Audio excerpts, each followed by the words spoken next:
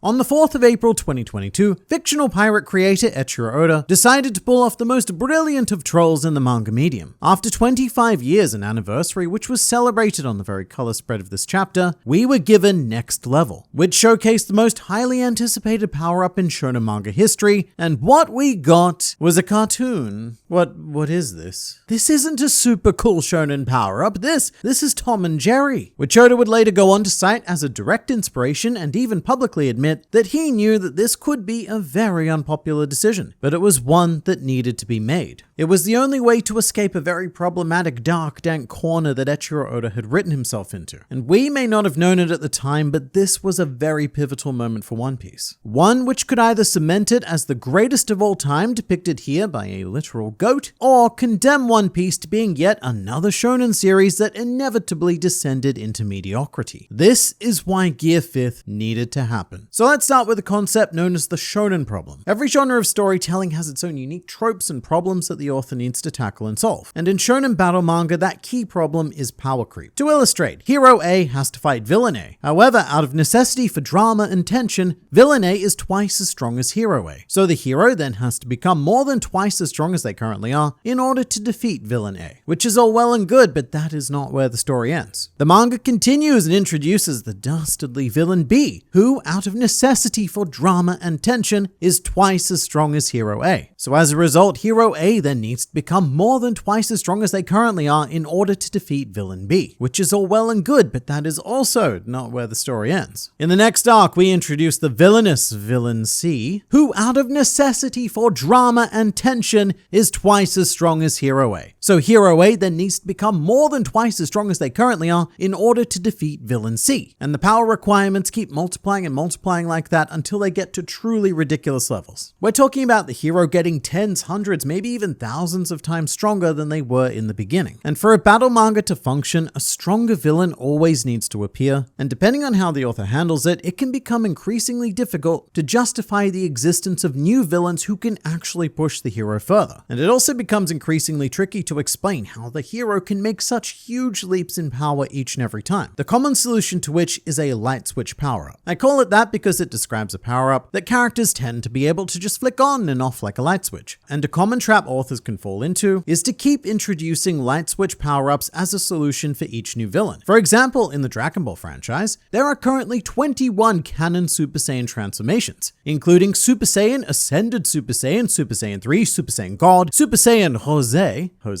Super Saiyan Rose, Super Saiyan White, and of course my personal favorite, Super Saiyan God Super Saiyan, also known as just Super Saiyan Blue. I love Dragon Ball, but it's one of, if not the biggest mess in shonen manga. Eiichiro Oda also loves Dragon Ball. In fact, it was one of the many inspirations for One Piece, and he's even done a one-shot collaboration manga with Akira Toriyama. But one of Oda's objectives with One Piece was not to fall into that power trap, and this is how the Devil Fruit system was born. Instead of each character following the same power system, each fighter would be given a completely different unique ability, and fighting in One Piece became more about who uses their Devil Fruit most intelligently and most creatively. And this worked out well for just short of 400 chapters. So to put that into perspective, Dragon Ball Z as a whole is 325 chapters, and by that point there were a total of 6 Super Saiyan transformations. So Oda held out for about as long as he could have. But during any slobby, Eiichiro Oda simply made the opponents too strong. So Luffy and the crew were given their first light switch power-ups. Luffy was given gears, Sanji was set on fire, and Zoro did whatever this is, which has yet to be explained at the time of this recording, but it's cool. Again, Oda held out quite admirably. But this is where One Piece finally fell into the inevitable shonen power trap. And weirdly enough, Luffy's next properly serious opponent was Doflamingo, who was too powerful to be beaten with Gear 2nd or Gear 3rd. So Luffy had to leapfrog Doflamingo with Gear 4th. But then, oh no, Gear 4th couldn't beat Charlotte Cracker, so Luffy had to develop Tank Man, and then neither of those anythings could beat Charlotte Katakuri, so Luffy had to develop Snake Man. Although to Oda's credit, these later forms weren't straight up power-ups, instead they moved more laterally across the Gear 4th scale. For example, Tank Man is Gear 4th, but putting all of the eggs into the defense basket, while Snake Man is similar, but focusing on speed, which were nice solutions to dealing with Luffy's opponents rather than just straight up getting stronger. But even with that, we still find ourselves in the same cycle. New villain appears. Oh no, new villain is too strong for Luffy.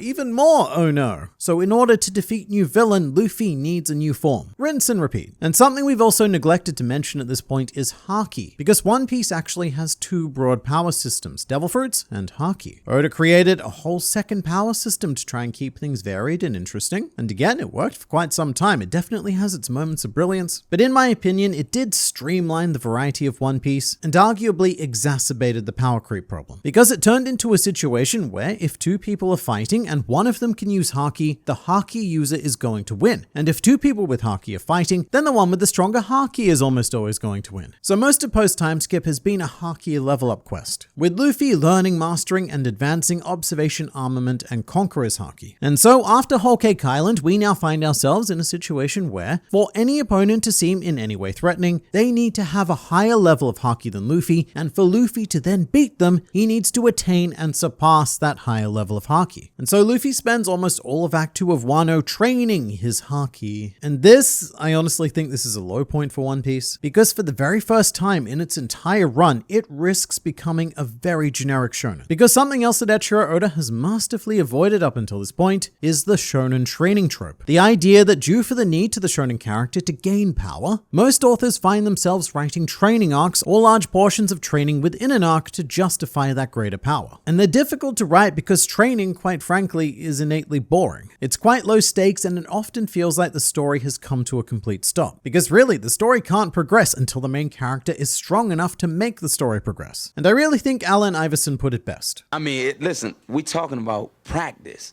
not the game that I go out there and die for and play every game like it's my last. Not the game. We're talking about practice, man. I mean, how silly is that, man? We're talking about practice.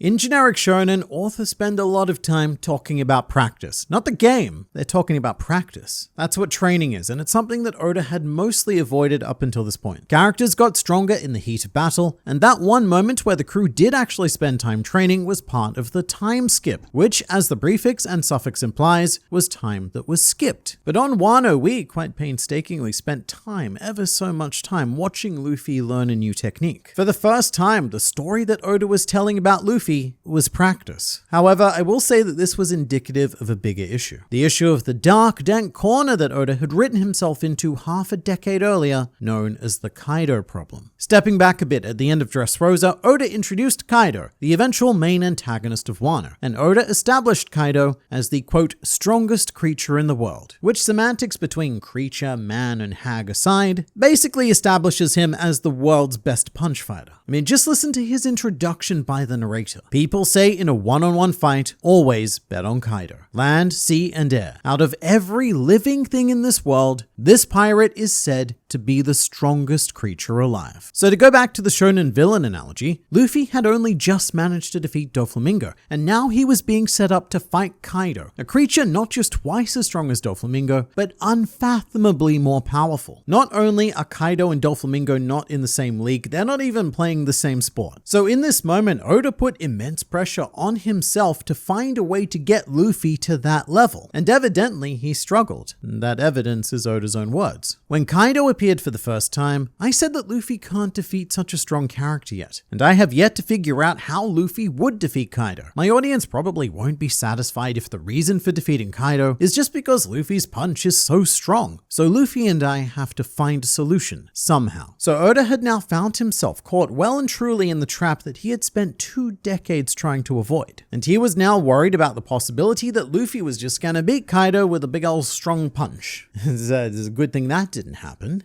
As much as we meme on that comment now because, yeah, Kaido was beaten by a big old punch, what Oda meant was that he didn't want to resort to Luffy just powering up and then overpowering the strongest creature in the world. He wanted a much more creative solution to the Kaido problem. This was the make or break moment for One Piece. How Oda handled this problem would either cement One Piece as another shonen manga that fell prey to the power problem, or One Piece would break the mold and create an entirely new shonen archetype. Those were the only options. And before we get to the solution, evolution, stepping back a bit, immediately after Gear 4th was originally revealed, fans started to anticipate Gear 5th. In fact, we all knew Gear 5th was coming. In the SBS of Volume 98, a fan flat out asked Oda if Gear 5th would be a thing, and Oda replied, "Will there be 5 gears? The enemy that must be defeated now is the strongest man in the world. The world is also transitioning from 4G to 5G. G means gear, right? So we all knew this was coming. So the theories and fan art relentlessly flooded into every filthy crevice of the internet, all of which was focused on the generic shonen formula because that's all we knew. A new power-up that had to be sleek, cool, and above all else, much more serious than anything before it. And I really cannot emphasize just how serious this needed to be. I mean, Luffy is stepping up to take on the strongest creature in the world. So it's going to be a big, serious, epic, serious fight battle with seriousness and coolness and blood and punching and serious, cool dialogue, and then more punching and blood and auras, and it's going to be all cool and edgy. And that is exactly what would go on to not happen. Because on the 4th of April 2022, fictional pirate creator Eiichiro Oda gave us Gear 5th, which transforms Luffy into a goofy rubber hose cartoon man. It was a big shock for most people, but not a bad shock. In fact, I think most people's responses to Gear 5th were simply to break out laughing. I know that's exactly what I did, but there was certainly a very loud portion of the fanbase who were viscerally offended that Oda had turned the most anticipated power-up in shonen history into a joke. Although, speaking of jokes, one of my favorite things to come out of this was the meme of the virgin Gear 5th edgelord versus the Chad Nika god, which may be the most perfect image of the dichotomy of the One Piece fanbase ever produced. But you know, I actually agree, Gear 5th is a joke. And if you gave it to any other shonen protagonist, probably any other protagonist,